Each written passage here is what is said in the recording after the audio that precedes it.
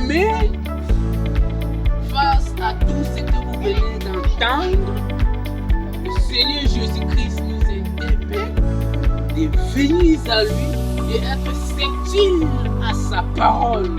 Car la parole de Dieu est une lampe à nos pieds qui nous conduit au sentier de la justice. La parole de Dieu est la lumière du monde. Et lorsque tu reçois cette lumière, toute ténèbre dans ta vie disparaît. Et bien aimé, les ténèbres qui t'empêchent de voir la gloire de Dieu, cette ténèbre qui t'empêche de voir le visage de Dieu, lorsque tu reçois Jésus-Christ qui est la lumière, bien aimé, cette gloire vient en toi et fait de toi un enfant de Dieu lequel tu es né. Alors bien aimé, n'hésite pas de t'abonner à notre chaîne. Notre cher Dieu a aimé le monde. Il a envoyé son Fils unique. Afin tu conquères à vie. Et tu crois. Et la vie de l'éternel.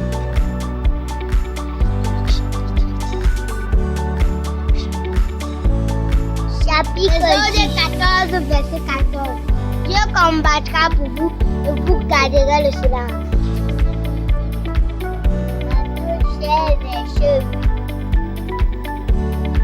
Moi, j'ai déjà aimé le monde, il a envoyé son Fils afin de conquérir pour lui le petit mais qui a la vie. Dieu a aimé le monde. Il a envoyé son Fils unique afin que tu conquéras à lui. Le petit mot. Mais c'est la vie éternelle. C'est que le cœur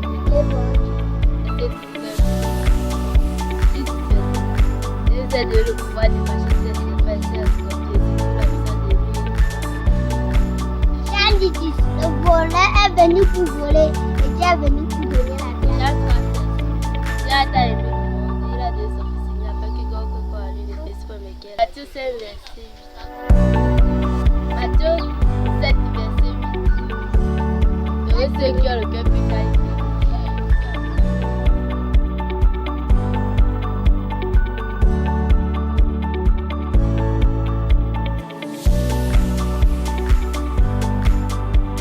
Shalom.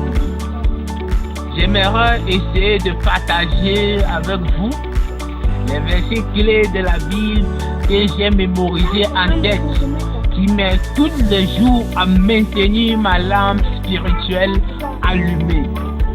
En commençant par le livre de Genèse chapitre 1, le verset 1, qui dit « Au commencement, Dieu créa les cieux et la terre ».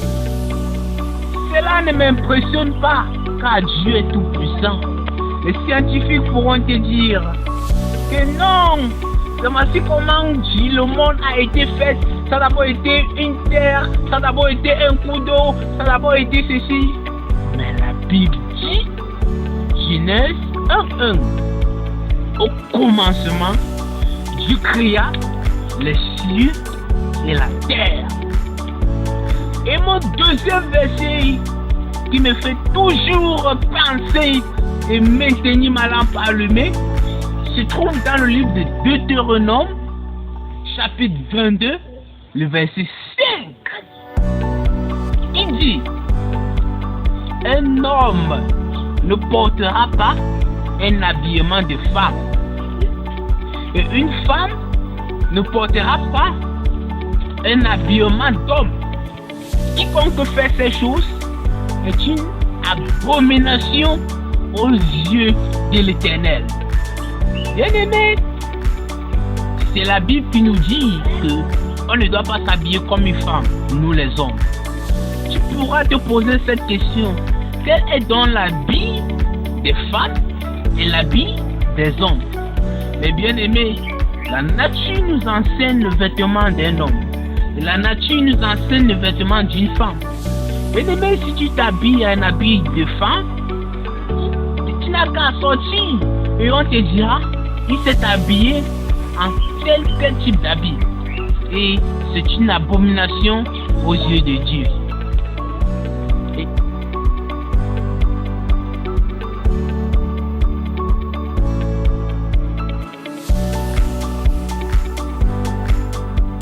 frère, habille-toi comme un enfant de Dieu.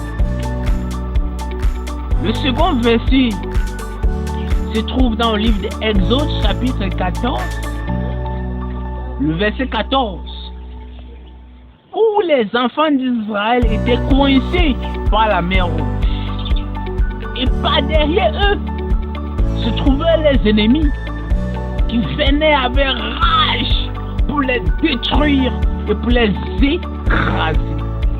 Alors, ils ont commencé à trembler et à avoir peur.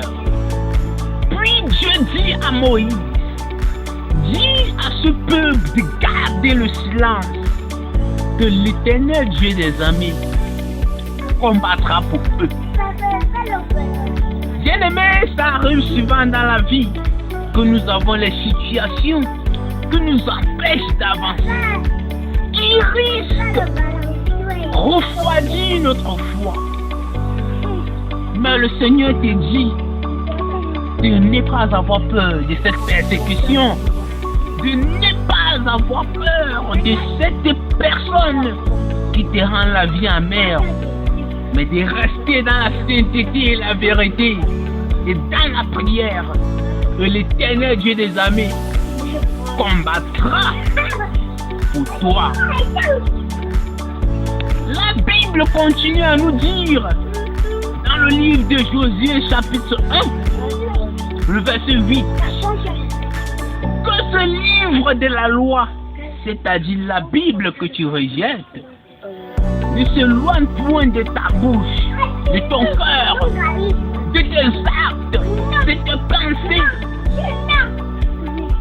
Médite la nuit et jour, médite la nuit et jour, au travail, au voyage, même dans les champs, et tu réussiras dans toutes tes entreprises lorsque tu la pratiqueras. Alors mon frère, pratique la loi de Dieu pour réussir dans tes entreprises.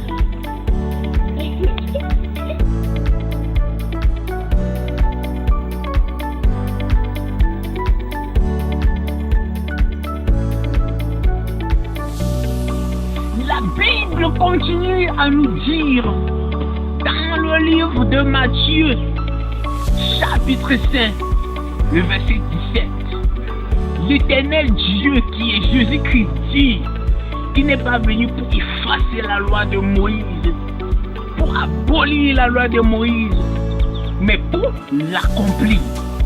Toi qui penses que l'Ancien Testament est l'ancien et que le Nouveau Testament est nouveau et que les choses anciennes sont passées et les choses nouvelles, les choses sont redevenues nouvelles. Ne te trompe pas. L'Ancien Testament n'est pas le passé. Le Nouveau Testament n'est pas le présent. Et bien aimé, toutes ces choses sont les fondements qui te permettent de maintenir ta lampe allumée. Voilà pourquoi Dieu dit, la loi que les enfants d'Israël, que c'était dû à eux de pratiquer, il ne vient pas pour abolir, mais pour nous aider à pratiquer selon sa volonté, selon son dessein. Il n'est pas venu abolir. Voilà pourquoi dans le verset 18, il dit que le ciel et la terre peuvent passer, mais une seule virgule ne s'effacera pas de la loi. Alors mon frère, ne rejette pas l'Ancien Testament parce que c'est l'ancien, ou attraper le nouveau parce que c'est le nouveau, mais c'est le nouveau qui interprète l'ancien, c'est le nouveau qui tire ses racines dans l'ancien. Alors mon frère, maintiens tes voies. Le second verset se trouve dans le livre toujours de Matthieu 5. Bien pause.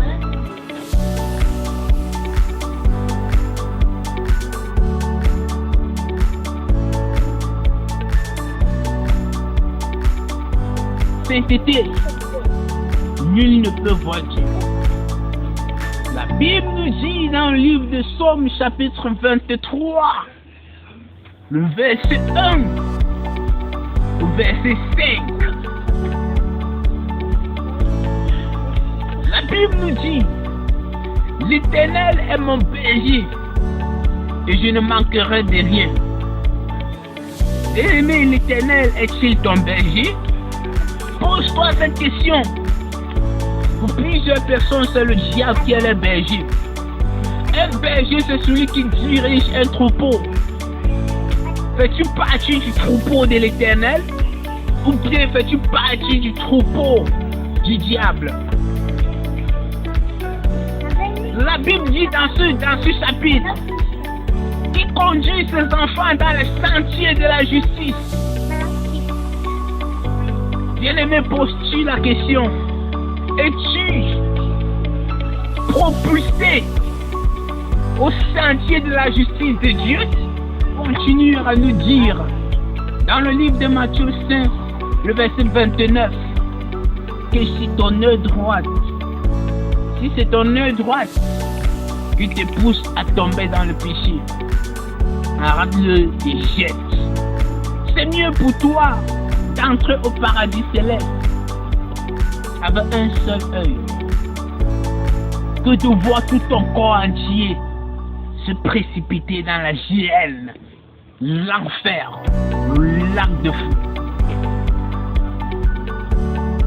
Alors, que penses-tu de cette chose qui te pousse toujours à tomber dans le péché? Bien-aimé, qu'est-ce qui pousse l'homme à tomber dans le péché? Pour toi, ça peut être ton portable. Pour toi, ça peut être tes amis. Pour toi, ça peut être beaucoup de choses que c'est rien que toi qui peux examiner. Alors toi qui m'écoutes et toi qui me suis, fais attention. La Bible continue à nous dire dans le livre de Matthieu 7:1, ne jugez point, car vous ne serez point jugés. Et c'est un verset que plusieurs personnes interprètent mal. Que comme Dieu a dit qu'on ne juge pas, alors on va se laisser entrer dans les mains des loups sans même discerner, sans même juger, sonder les doctrines. Mais lorsque Dieu te dit, ne juge pas, car tu ne seras point jugé. Là, c'est de la condamnation qu'il parle. Ne vois pas ton frère, tu lui dis que sa place c'est en enfer parce qu'il est sur le mauvais chemin. C'est de ça qu'il parle. Ne vois pas ta soeur et tu le qualifies de démon. Et pourtant qu'il est encore humain. Mais lorsqu'il y a encore de la vie, il y a encore de l'espoir, de la repentance, la grâce est disponible. Dieu est le seul juge qui condamne. Dieu est le seul juge qui tranche les jugements. La Bible continue à nous dire dans le livre de Matthieu, chapitre 7, le verset 13 à 14, que large est la route qui mène en enfer, et il y en a beaucoup qui aiment passer par là. Et droite est la route qui conduit au ciel. Mais peu de personnes empruntent ce chemin. Ce verset va t'interpeller à réfléchir. De quel chemin tu te trouves, bien-aimé? De quel chemin tu te trouves? Le chemin de l'enfer ou le chemin du ciel? Le chemin que Dieu nous parle ici, c'est la sainteté. La sainteté, la vérité, la justice, le dépouillement est la route qui conduit au ciel. L'amour, la tempérance, c'est ça la route qui conduit au ciel. La colère, le péché, le mensonge, l'ivrognerie et plusieurs d'autres péchés que tu connais. C'est ça la route qui conduit en enfer. Et beaucoup dans le monde, peu de personnes pratiquent la justice et cette vérité. Voilà pourquoi la Bible dit, peu de personnes apprennent le chemin du ciel. Peu de personnes aiment pratiquer la sainteté. Aimes-tu pratiquer la sainteté? La Bible continue à nous dire dans le livre de Luc chapitre 13, le verset 22 à 24, les disciples interpellent Jésus-Christ à la porte de Jérusalem et dit à Dieu, Jésus-Christ, Seigneur, c'est vrai que peu de gens seront sauvés. Je dis, ne t'étonne pas, car peu de gens seront sauvés. Efforcez-vous d'entrer par la porte étroite qui conduit au ciel, car plusieurs personnes vont essayer, mais ne le pourront pas. Quelles sont les personnes qui ne pourront pas, malgré que se croient sur le chemin du ciel, entrer dans les paradis célestes? Osée chapitre 4 verset 6. Mon peuple périt parce que le manque de connaissance. Dieu ne dit pas que les peuples païens, mais il dit mon peuple, c'est-à-dire ceux qui lui cherchent, ceux qui veulent entrer au ciel. Mais nous ne sommes pas en train de vouloir entrer au ciel parce qu'il manque de connaissance. As-tu la connaissance de Dieu? As-tu la connaissance de Dieu? Le livre des Psaumes nous dit, la crainte de l'Éternel est le commencement de la sagesse. La crainte de Dieu est le commencement de la sagesse. La Bible nous dit dans le livre de Matthieu chapitre 7 verset 21, à ce jour-là, c'est-à-dire le dernier jour, plusieurs personnes diront, Seigneur, Seigneur, n'avons-nous pas prophétisé en ton nom? N'avons-nous pas chassé les démons en ton nom? Mais Dieu les dira ouvertement, éloignez-vous de moi, vous qui pratiquez le mal. Bien-aimé, que ce jour-là, le Seigneur Jésus-Christ puisse te reconnaître comme son Fils fidèle. Car la Bible nous dit, dans le livre de Hébreux chapitre 9, le verset 27, qu'il est réservé aux hommes de mourir une seule fois, après qu'on vient le tribunal, le jugement de Dieu. Alors faire attention.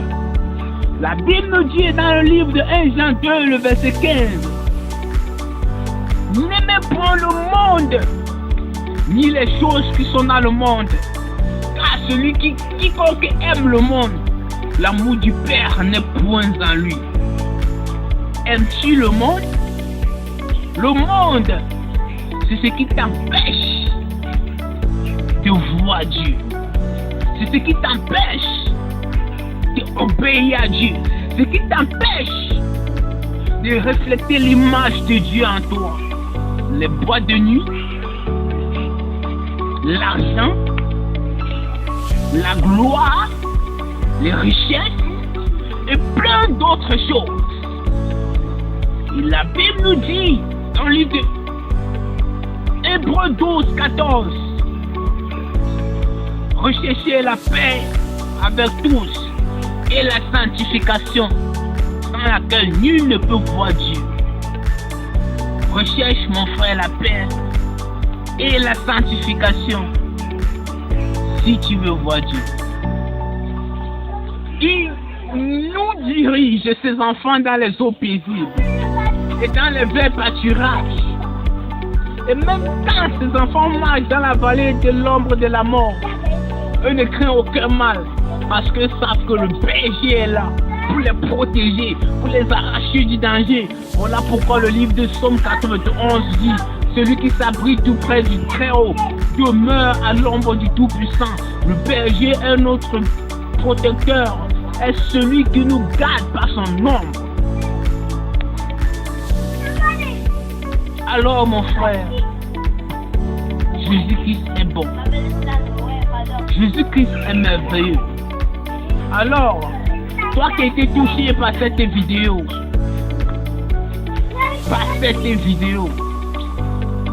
rentre dans ta chambre, ferme ta porte et ouvre le livre de Psaume 51, le verset 1 jusqu'au dernier verset, et repens-toi de tes péchés.